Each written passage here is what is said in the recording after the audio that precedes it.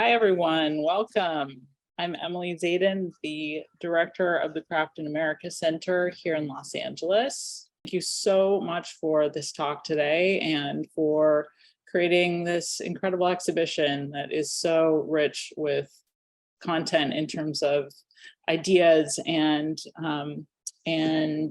important themes, and just rich beyond the material itself, with all kinds of incredible stories that you're telling through your objects. So thank you to each of you. I'm going to begin by passing it off to Motoko Furuhashi, and then we'll cycle through and come together at the end.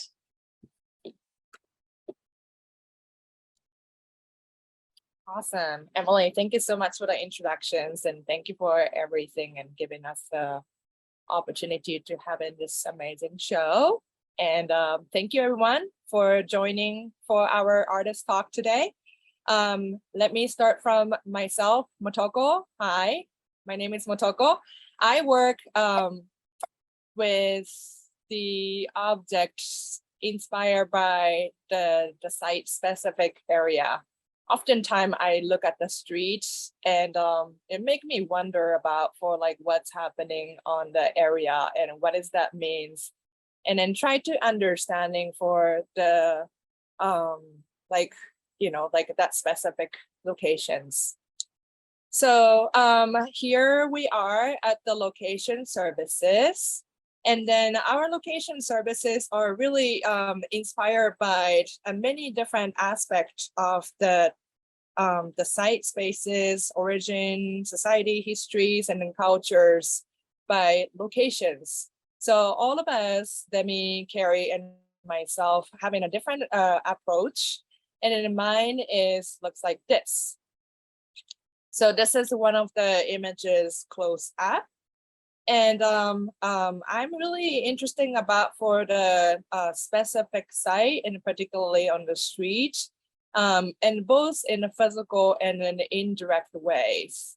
So for this series, I happen to be in LA. I have the fortunate to have been traveling before pandemic. And I was just driving around in Los Angeles. And this is typical for me, either driving and walking or flying or taking a train to go places and really exploring and wandering from the scenes. And then sometimes that I collect the object at the location, and then sometimes I collect the story about the locations. And then, so this is one of the way of the researching and then try to understanding for that Los Angeles. So as you can see that I was driving, I had my husband as a wonderful drivers, photographers, assistant for going through Los Angeles area.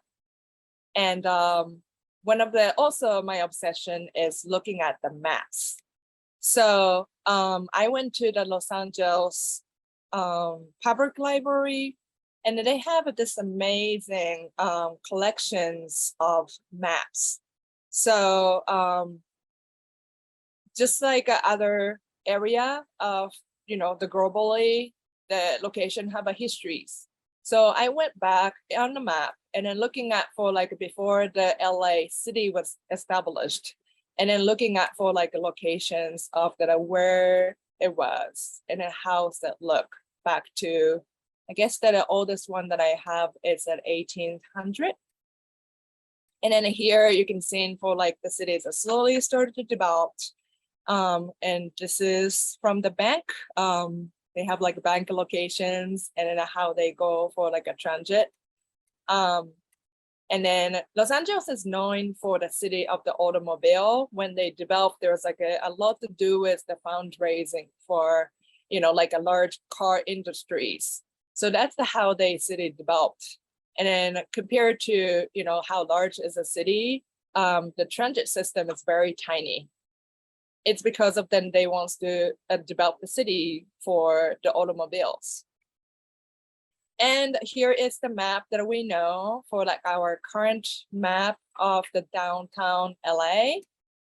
And then I also, like thinking about Los Angeles as an international tourist destination.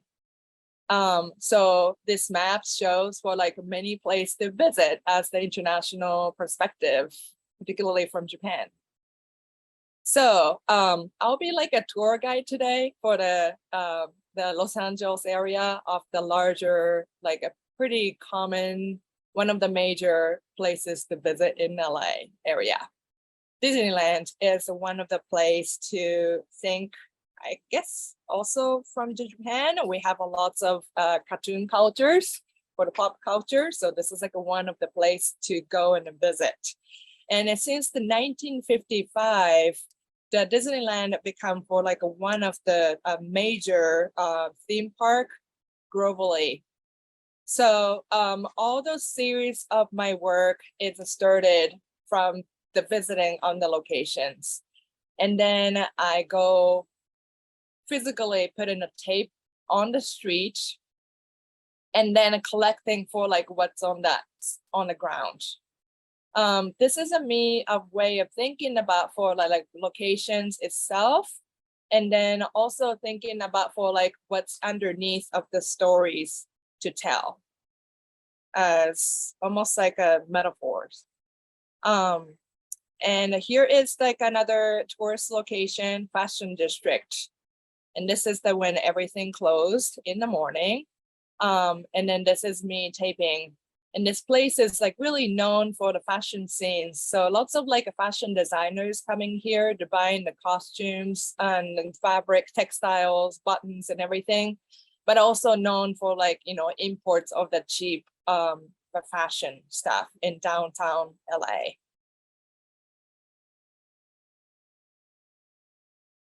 And another known place is Hollywood.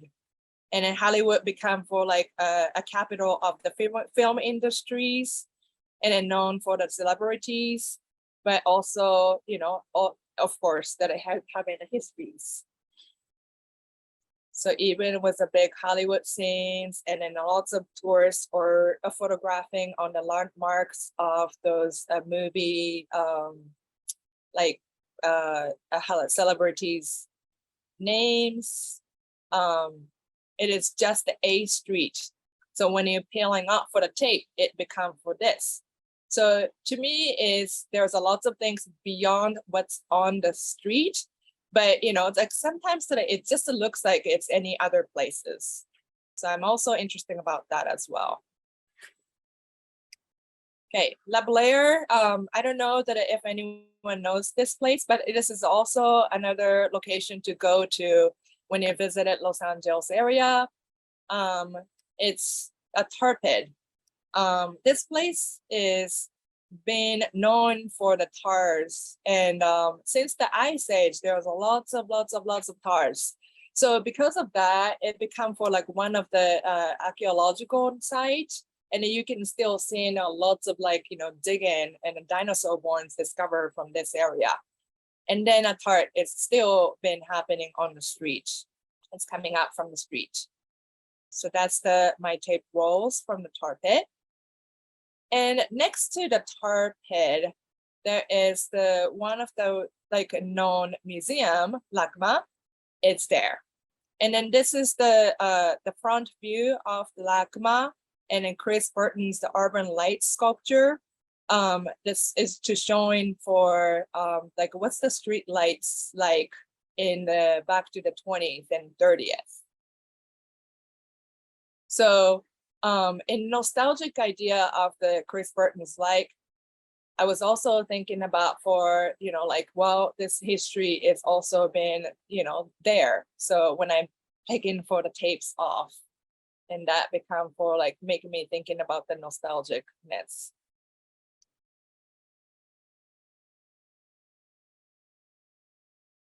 And then another tourist destination, if you're in downtown Los Angeles, it's Little Tokyo, and they offer lots of like a Japanese sweets and souvenirs. But this place is also having a deep histories. And back to the 40s, before the World War II, it was like one of the largest Japanese settlement outside of Japan. So it was a pretty huge.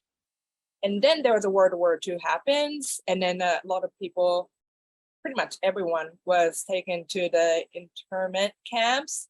And then it was a place with the African American community in the 1943.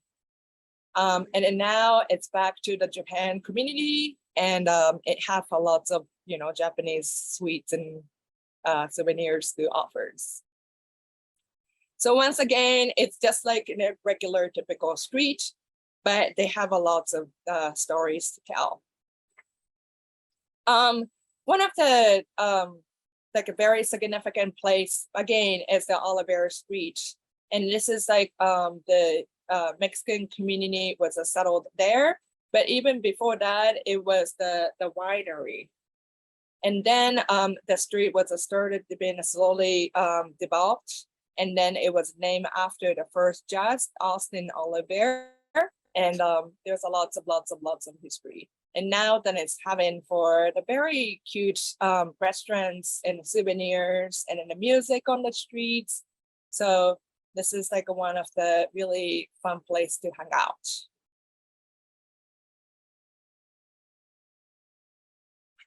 So I hope that you are excited to go seeing for lots of like those souvenir places in LA area. But Santa Monica is another place to visit. This is the end of the Route 66. It's connected from the Chicago all the way to the Santa Monica. This place was actually built to be for the problem solving for the LA sewage. So they connected this, the port, the pier, and there was like a 1,600 feet long sewage pipe is connected to the ocean. So the first they were just dumping all the sewage to the ocean. And then in the 20th, they stopped making that. And then it started creating for the more about for the playground and become for like a souvenir tourist district. So here I am for the morning.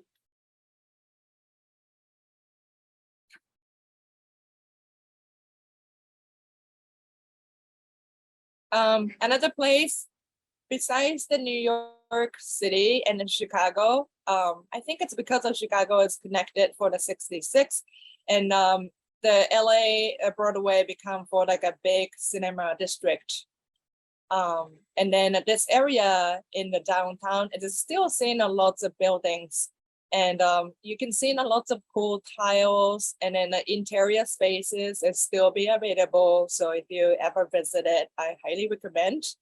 But downtown LA is not quite clean compared to the any like places like Tokyo or any places non-downtown area. But like tape become a beautiful object. Signal Hill is surrounded by the city of the Long Beach, but this place was actually found as the Native American signal sending hills because of the top hills, and you can see for the miles and miles. It really happened for like a fire burns on the top of the hill, so that sending the signals. But in the 90s, the 1900, and they discovered for the oils. And so they start to having lots of oil pumping, and it's kind of the bizarre in the neighborhood. You can see the oil pumping, and it's still nowadays. And then besides the places that I showed, and I have visited for many more other places. So I just want to show for like some of the collection of this is like kind of like my research. And that's how I do a lot of places inspired by the site. So I treating the sites almost like my half studios.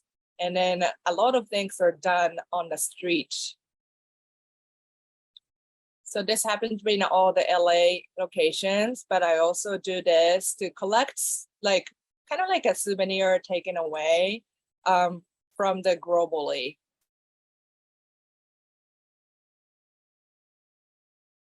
So to me is, like it's one of the excitement is when I actually get to approach with the people, I get called out or stopped by lots of like a police people or security people.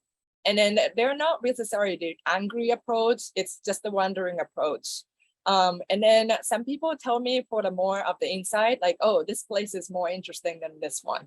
Or, you know, like just giving me for like some insight for like a city tips. So I really enjoy for like that aspect of the communication with the community as well. And then lastly, that I also thinking about for like a souvenir takeaway as a postcard. So I made for my own version of my tape collection postcard of each location. So if you are interested in, these are available at the Crafting America Center.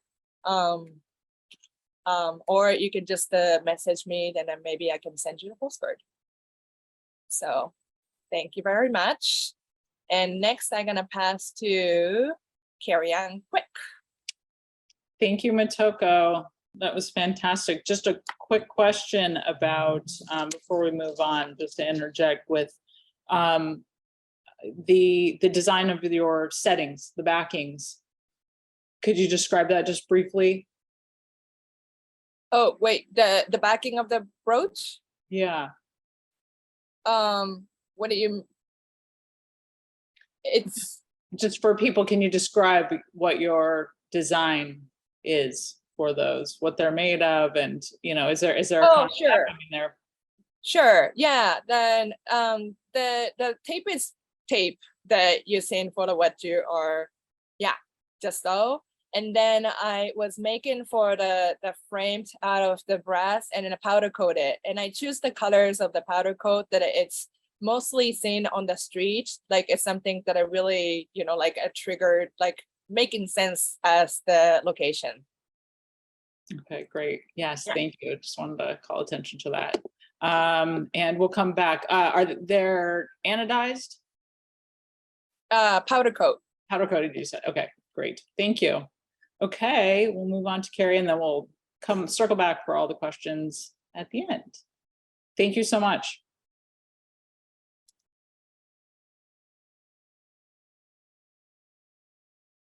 Unmuting myself is key.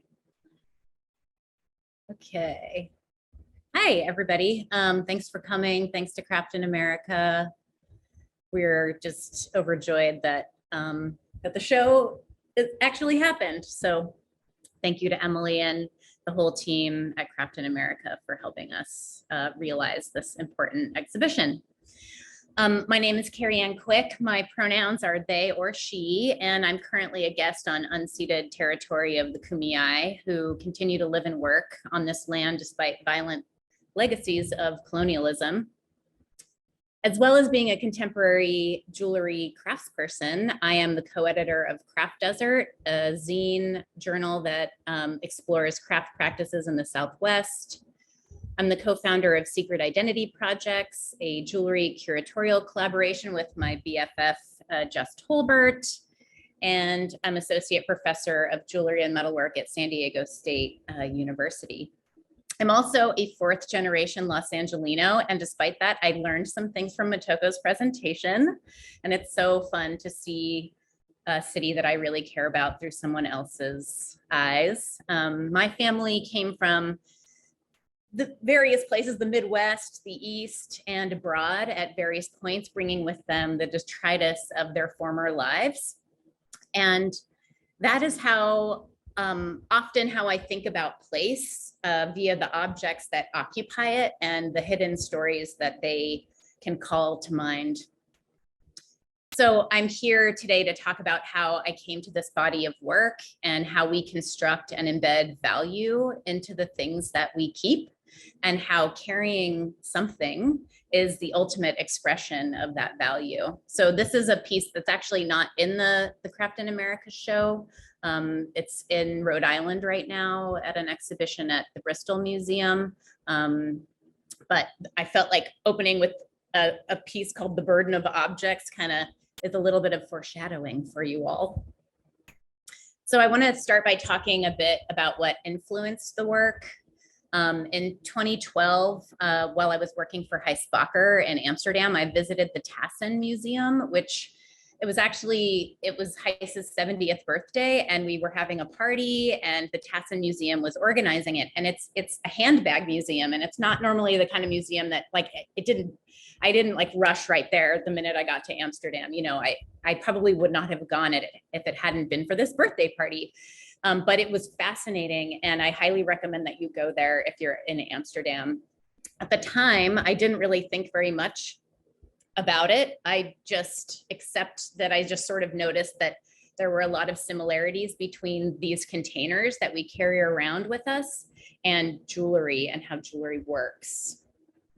So later that same year, I obtained this book from the Simone Handbag Museum in Seoul.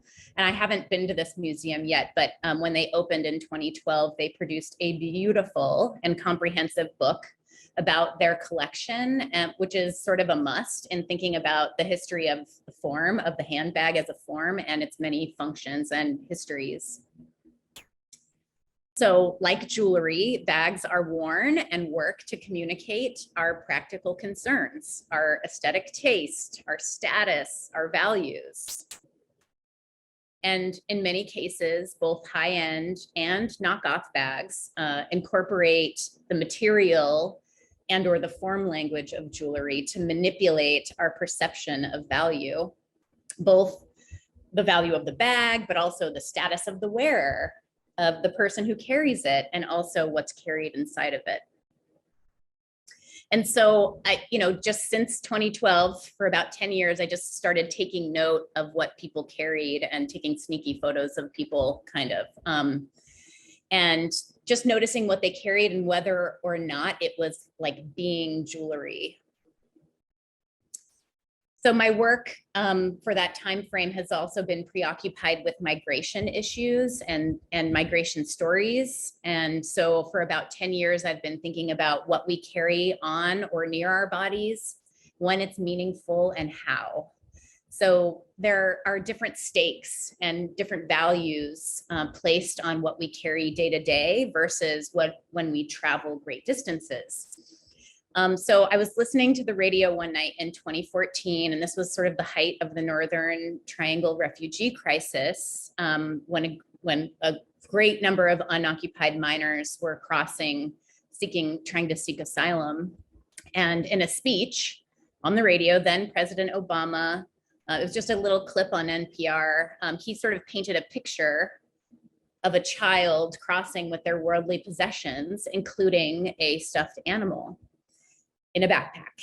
And so his sort of compelling rhetoric did a number of things for me, one of which was to illustrate constructed value. So not only the value that we think of in economic terms that we as a society agree upon, but the value and important function of the impractical, the extraneous, and the valueless when we carry it, how that changes. So I took the image on the left about a month ago at Glasgow Airport. And the images on the right are from AP and New York Times coverage of the global refugee crises. So as an aside, thinking about how bags are jewelry got me to thinking also kind of about reliquaries. And this is not like a totally giant leap, but reliquaries were not usually carried. They carried out a similar function of a bag. Material culture scholar Lucy Razal, who's at Cambridge, defines a reliquary as an enclosed yet revealing structure which engages intensely with its contents. And that intense engagement with contents is what interests me. And I tried to emulate that in the work that's in location services. So for things that are precious, we sometimes build cases to protect them. We also pay homage to things by mimicking the form of the thing we want to protect. Essentially, we encapsulate it in a version of itself. This is practical, like we make it fit so that it doesn't rattle around, but it's also a way to sort of honor the contents. So in the brief time that we have here today, I don't really have time to completely unpack, that's a bag pun, all of the madness that crossed my mind in thinking about constructed value in the act of carrying. So I'm going to show you some very quickly show you some images that I've collected that informed the work, and read to you a few relevant ideas that I've jotted down in my notebook or like learned over the course of this project. The words will not necessarily correspond with the images on screen directly, but maybe there's some interesting accidents that may happen. So first, just for fun, I'd like to tell you that the collective noun for a group of bags is a containment. Isn't that amazing? Both the etymologies of luggage and baggage connote the act of binding to oneself or to another and pulling something along. A specifically purposed bag generally functions to protect a useful object. Both the value of the object and its container are centered on its ability to function well. To carry implies a burden, which is different than what bringing something along implies. The labor of carrying can bear both real and sentimental weight. Through carrying things, we are reminded that value is a complex concept. This is especially true when a person is alienated from their home. Suddenly, impractical things take on a value that transcends utility or takes on a new utility, functioning as a connector, a time machine, a memorial, or a temple. The interior contents of one's luggage can give access to the interiority of the self. To carry something that falls outside the definition of useful or practical can be a deliberate act of care, longing, or hope. Sometimes the absence of a thing is more compelling than its presence. A container can remind us of the lost, the forgotten, the destroyed. We each have a non-inventory, a series of no's, of things that are not. So, how does this work, or how does that research, all those ideas and those images relate to location services, which is the title of the exhibition? So the three of us will hopefully have time to talk about this more at the end, but what it is for me briefly in reference to the act of carrying is the impulse to bring something along. It's like that vital part of the decision-making process to transport something with you from one place to another, to locate or to relocate something. It's a service that serves a purpose outside the practicalities of the everyday, and that demonstrates how we each individually construct value. So now I'm going to show the work in the exhibition and read, a little bit more about my ideas about carrying and care and value.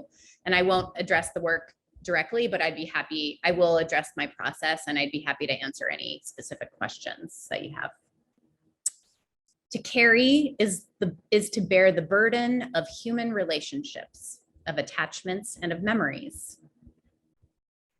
Baggage as a metaphor refers not only to our actual burdens, but our emotional or experiential ones as well, a compartmentalizing of the weight of thought into bags.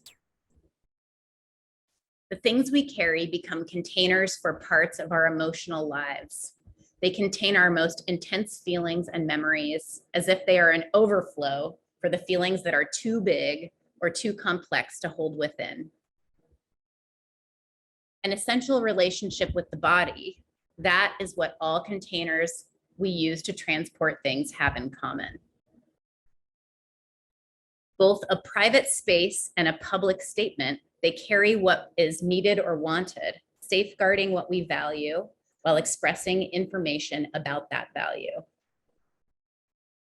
So this body of work explores conveyance, value, and sentimentality. Inspired by the material and form languages of luggage and luxury handbags, each work is a non-functional case for a single object to be placed on the body. The objects we choose to keep and keep close tell stories. Our stories. Whether they are invested with monetary or emotional value, what we carry is a mirror of our culture, our family, and ourselves. So a little bit about my process. So the forms were once actual objects, things that were designated as important by their owners. And here's where this work gets personal and connects to my background. The pearl necklace that you see here is my object. I inherited it from one of my great aunts. In fact, I inherited a bunch of pearl jewelry from several family members, as well as my maternal grandmother. The necklaces story is that when my family immigrated from Cuba, there was some jewelry smuggling involved. And so the smuggled pearl necklace is part of my family lore, and also played a role in how my family saw themselves as immigrants coming to Los Angeles, and how a necklace like that could be an important part of how they presented in this new place. So for me, it's less about the object, but more about the effort. Again, it's like that labor and the weight of the sentimental connections or hope or even anxiety or anticipation that the object kind of embodies. So back to my process here, let me get this to play.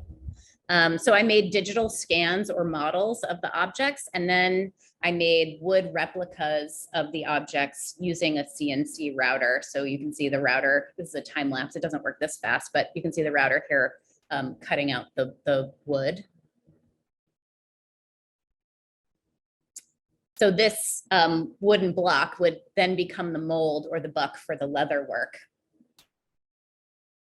Here you can see the finished buck for the teddy bear backpack on the left and the leather forming process on the right. And then the work is dyed and sometimes stitched, and then a metal frame is fabricated along with any of the metal parts that would get, essentially make it jewelry, would get it on the body. So here again is the finished bell necklace, which for me makes the clearest reference to a container and a luxury, kind of a luxury handbag using that form language. So for those of you who have not been able to see the show or won't be in LA before it closes on September 9th, I highly recommend visiting Craft in America's website, where you can take a pretty cool Matterport virtual tour of the show.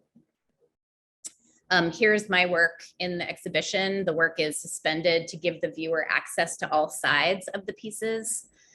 This was important to me because I feel that the back sides, where you see the negative impression of the object or the absence of the object, that these bags are built to contain, are just as important as the presence of the object or the positive. And you can see here kind of the steel skyline structure is of the Los Angeles skyline of my childhood. And, you know, I love to imagine all of the totally valueless, but 100% priceless objects that they contain, and the millions of stories that those buildings are hiding. And that's all I have for you. Thank you so much. Thank you, Carrie. One question just to start before we move on to Demi's portion, but leather, material for luggage and for bags and whatnot, but skin, can you talk, you put a lot of value into the nature of the materiality you work with. Yeah. Why leather?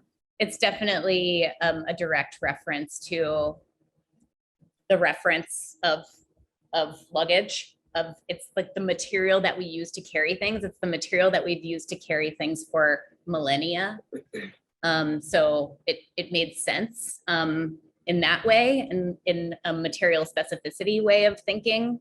But also it is a body, and it's a body on a body. And so that kind of, it's interesting to think about how those things can blur together, and how, you know, jewelry that we wear or things that we carry, like they often become part of us. And so, yeah, it's both of those things. Great. And black specifically, is this an aesthetic choice? Is there also some other? It was really like Chanel. You know, it's like the Chanel quilted handbag with the gold, you know, like that. It just, that to me embodies that icon. So I couldn't imagine it any other way. Great. Okay, thank you. Okay, Demi, all Right. yours. Kerianne, I can totally attest to how important backpacks are, because my son's backpack got lost at school yesterday. But they found it today. So, but to a 5-year-old, that's a problem. Okay. Thank you to Craft in America Center for hosting us for this talk and for the exhibition. Again, it has been a long time coming, and we're very excited to be here. I'm Demitra Thomloudis, and I'm a studio jeweler and associate professor at the University of Georgia. I just got back from teaching at Haystack, so I'm still kind of getting back into real life. But I'm excited to be here. So what I was thinking of doing was, before talking about the work in the exhibition, I wanted to first give everyone some background to my previous work, which I think is very much in conversation with this current body of work in location services. So my jewelry practice has been influenced by languages of architecture, landscapes, and site-specific locations that I have visited, lived, encountered, and called home. Talking about my work today, I'm going to use the terms site and place interchangeably, as I feel they inherently coexist in and around one another as they reference appointed space and points of occurrence. I've moved around a lot in the US in the last 10 years. And so my inspiration shifts and redefines itself often, but I'm continually fascinated with how our bodies move through our surrounding environments, and how perhaps within the format of jewelry, I can reverse these roles between the body and sight. Now, instead of our bodies inhabiting space, aspects of these sites can now exist on the body as ornament. Theories and psychology surrounding the idea of place identity has also been a consistent thread in my work. Harold Poshansky was an environmental psychologist and centered much of his research around place identity. And he describes place identity as one's relation to the physical environment by means of conscious and unconscious ideas. So here in these brooches from the Viento block series, jewelry acts as a material extension of place. These brooches were created in response to the landscape and architecture of the borderplex region of El Paso, Texas. Works such as these become mobile vestiges rooted in place and contains aspects connected to personal narrative through the context of sight. So jewelry is obviously no stranger to these ideas. And this is a micro mosaic necklace, and it would have been acquired as a souvenir or keepsake in the 18th century. Each segment of this necklace depicts characteristics of place, thus symbolically becoming a placeholder for the travel experience. Embodied in this object is the encounter with sight, which becomes a link to identity, which in turn is perceived with value. So leading up to the work in location services, I created a series called Proposed Excavation in 2017, 2018. I'm fascinated with the built environment, its materials, its methods, its execution, and I have documented in and around these sites in progress for many years, for sure, many years. This documentation becomes part of my studio library or my material library. that I may use as a reference throughout the making process. I take cues from my observations and explore these references and ideas through form, material, creating my own systems and making my own connections. So I cannot take credit for all of the photos that I take because I do get a little help. My husband is a building inspector and plans assessor or something. And we nerd out a lot basically about all the things that he sees every day. And I get a lot of pictures from job sites pretty often. So he actually posts these sites on Instagram. So if you're interested in seeing what he does all day, he does have an Instagram handle. His name is Inspector Mike. So along with these systems of organization, this body of work is entangled by architectural markings found on site. Evidence of the body on structures and landscape as a spray painted language give direction, order, and significance. From my observations, I create rules which I allow myself to break or follow. The tension and relationship working in and out and between these systems is really where my interests lie. And so these are a couple images from my solo exhibition at the Baltimore Jewelry Center in 2020, which happened like right before the whole world shut down. So if you got to see it, congrats, because I did. The color palette used in this work is reflective of the color designations for another set of systems, which lie above and underneath: gas, water, oil, sewers, cables, etc. So the clash of these items and their reorganization reveals itself as ornament and becomes an artifact of sight and a snapshot of an experience that I had. Irregularity allows for the essence of these systems to transcend beyond location and build off of the body. So I just want to pause here for a second to talk about these two artists. They've been very influential to me.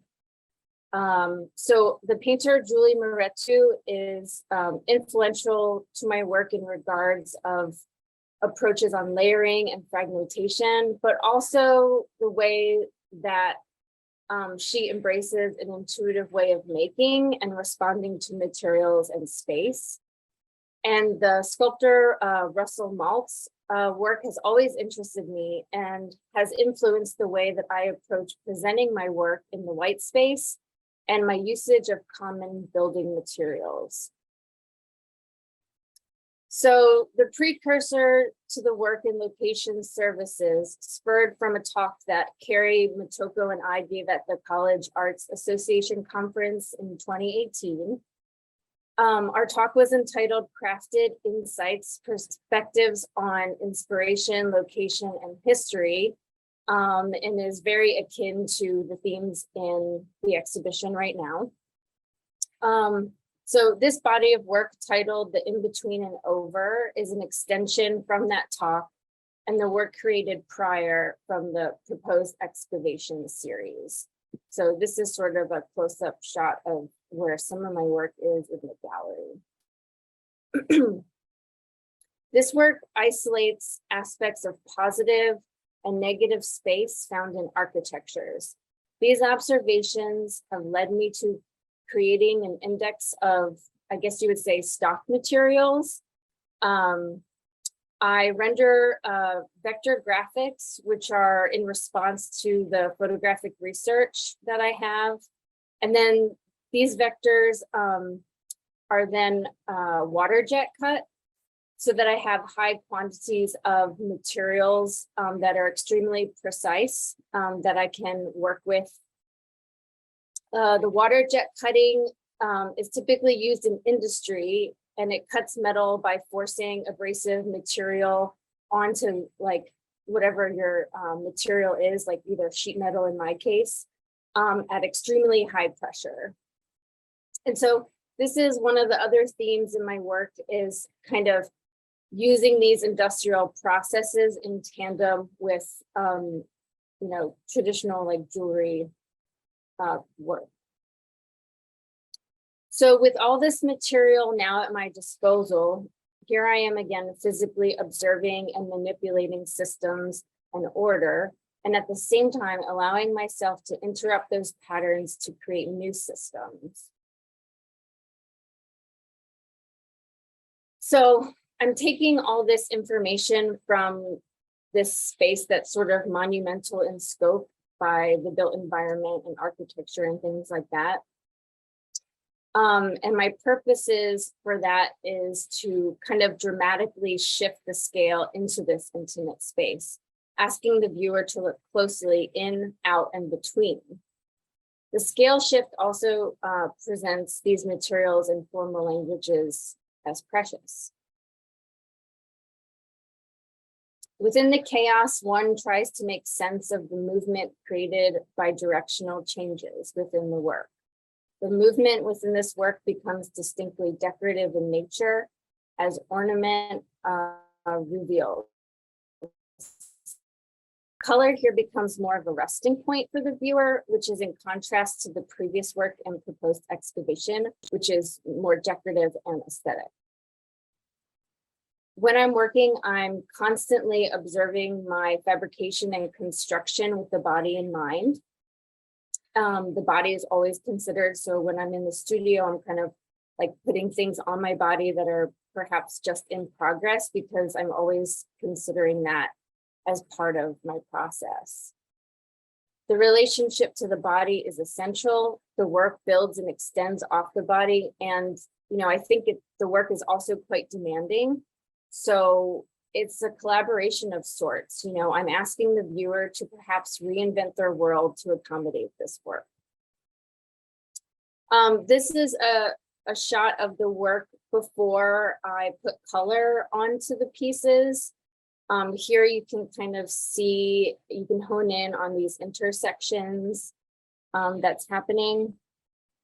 The color that's put on all my pieces, well, there's a lot of things, but the bottom layer is powder coat. And if you're not familiar with powder coat, powder coating is a polymer resin.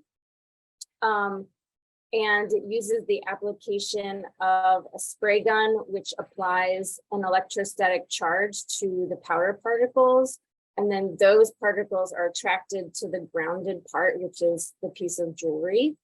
And then from that, the piece goes into a curing oven. And after it's cured, it has a very durable colored coating on the piece. Again, this is like an industrial process. I'm kind of, again, bringing that into my studio practice. So to connect back to my inspirations related to the built environment, I use raw materials often in my work and in the display of the work. It's something I realized, I guess I realized this before, but I sort of always have shown my work like this using these like planks that are cut on the CNC. They become these placeholders for the body. And I, set the brooches at various heights, sort of kind of alluding to like different bodies, different people.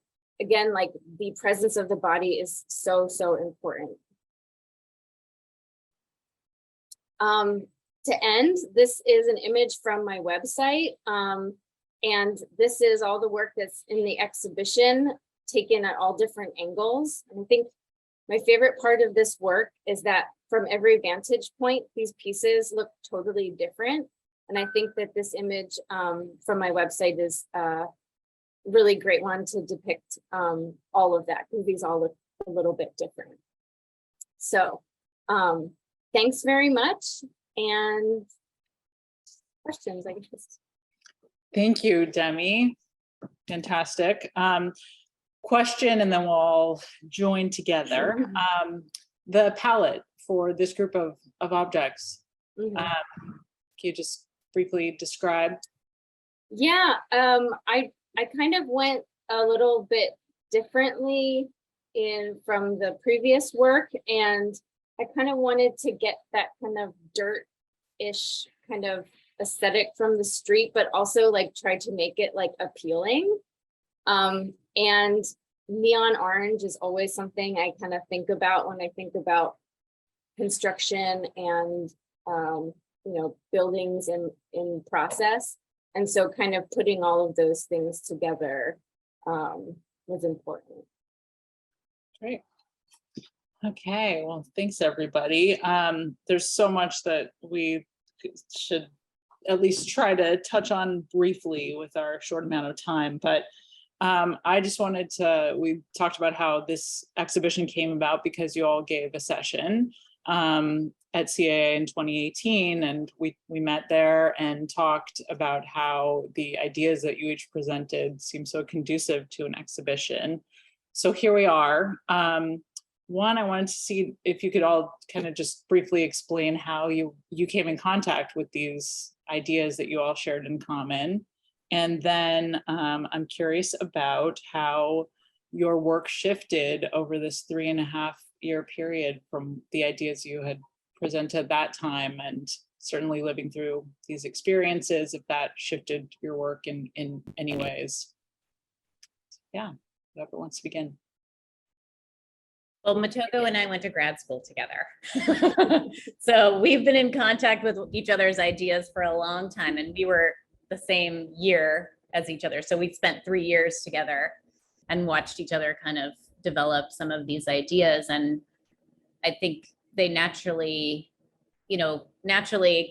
being in the same space with someone and thinking through things together, you kind of, like, we both had the kind of same meat, but we took it in different directions. And then you two work together. I think in the same way, I sort of gravitated to you both because of that sort of shared interest. But when I was living in El Paso, me and Motoko became good friends, and then it kind of started in that relationship. And I didn't put any images of the collaborative project that Motoko and I did a few years ago, but that sort of really spurred a lot of this idea about site specificity, location, also like all the different ways to like record that. We did some video in that, photographs, map making, digital things. So I think that's also like this shared interest, is that we're trying to attack these ideas from a lot of different spots that are jewelry centric, or sorry, jewelry adjacent. I love that word that Rebecca Frank uses in some of her AJF articles, because I think that's a lot of what we do. Mm-hmm. Mm-hmm. Yeah, and I think, well, that's maybe a good segue into the display of these particular objects and how you really shift the nature of these pieces to display them in ways that's beyond the body. If you each want to talk, you talked a little bit about the planks, and you each mentioned briefly, but you want to talk a little bit more about your concepts for this show, and even I'm really curious how you see those playing out for the wearer or the potential collector, purchaser of your work. Do you incorporate any of those aspects into what they would take away and how they would show these as objects in the home? I think actually I think that our display is not so much beyond the body, but it's more like inviting, because I think a lot of times we're showing jewelry in the white space under cases not being able to be accessed by the body. And so I think one of the things that we have all talked about, or that we talk about often, is like, how can we access that in this space? And I think, we all talked about how we're doing that. I don't know if anyone wants to add anything that I missed. Well, you go, Motoko. Oh, well, it's sort of like that, how you two mentioned about for like we tackles for like, the meaning of the locations very differently, or even like the locations, like even when we are existing for like one specific area, maybe I'm looking down on the street, and maybe the Demi's looking at the buildings, and maybe the Carrie's looking at the people. So I feel like those like a, like a different way of the looking at the world and the surrounding, and like a wearing for like, like a very different aspect is it's showing that how we are, like analyzing for the location.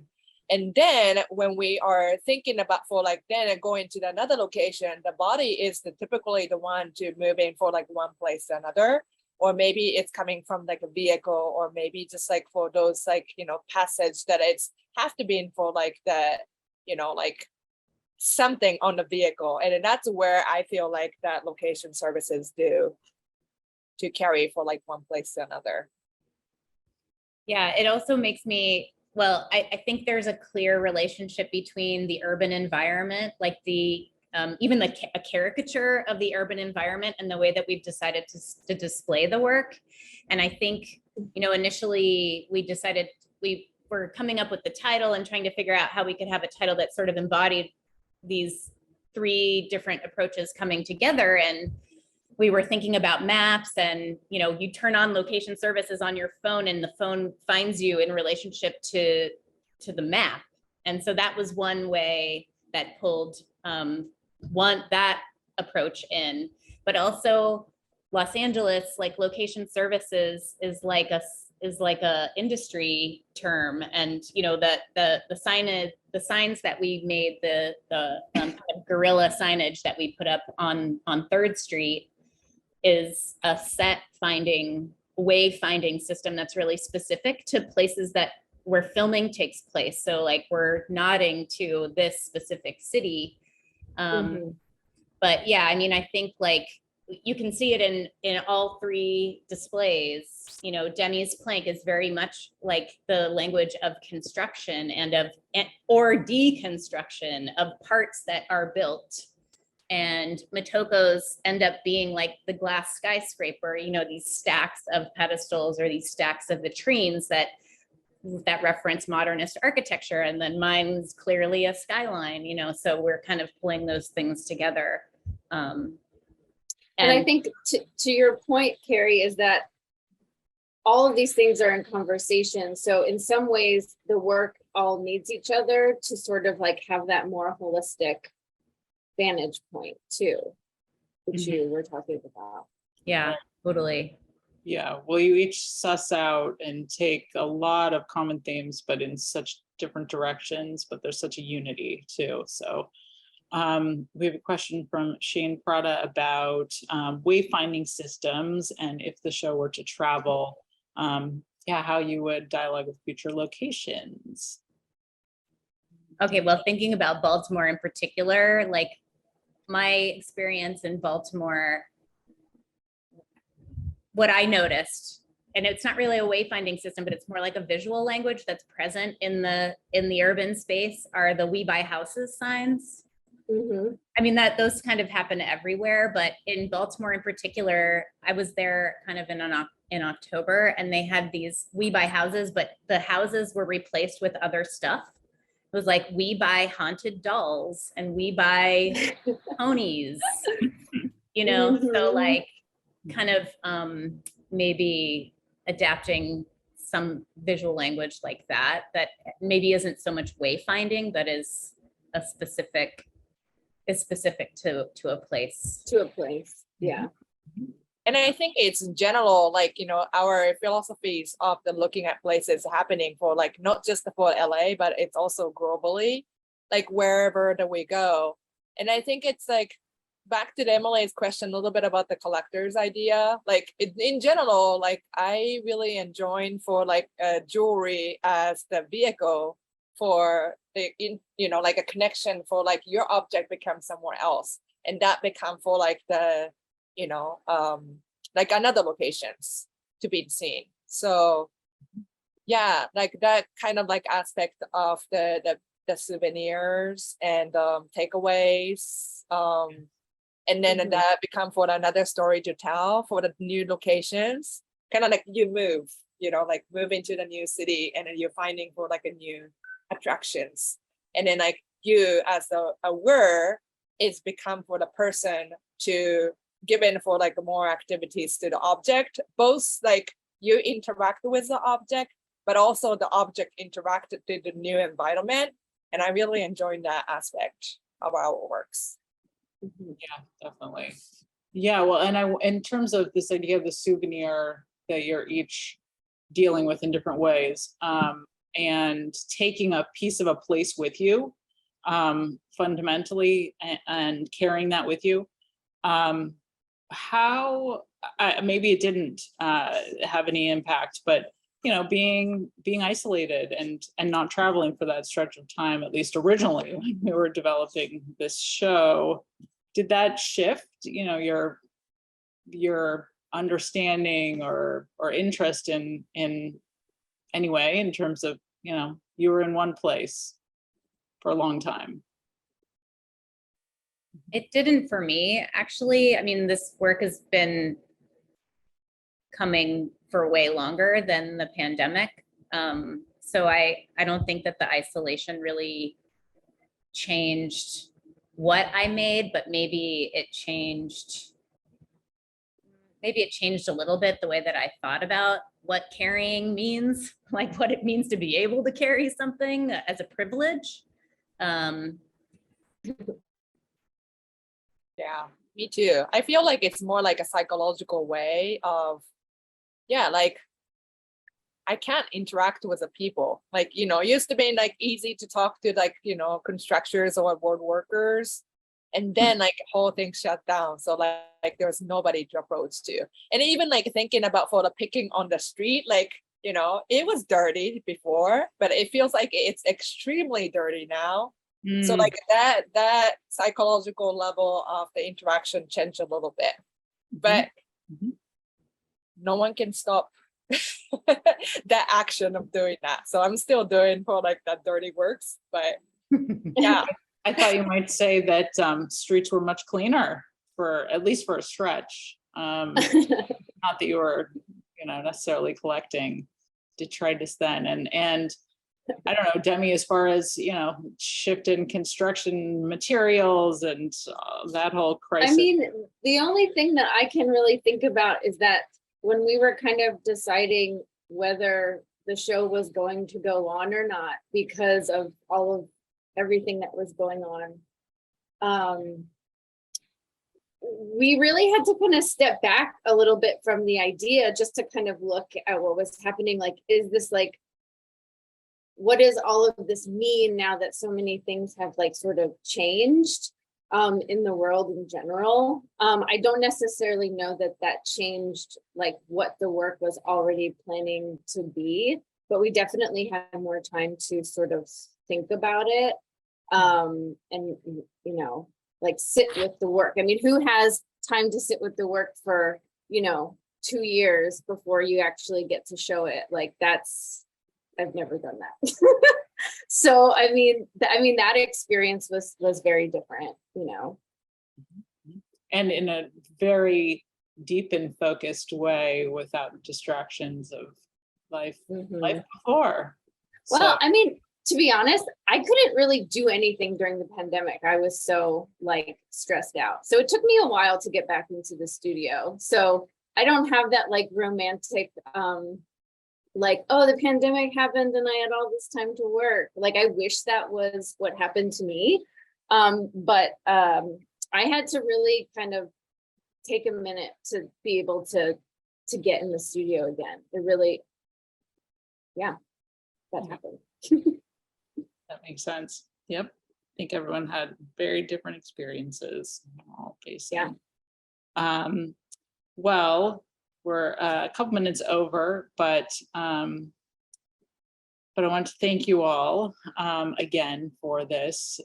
The topics that you raise again it's just so rich, and there's so much to explore here, let alone the actual construction and design of your work, which is so compelling. So we are incredibly grateful to each of you and to have the show, and hope you all visit it more and enjoy.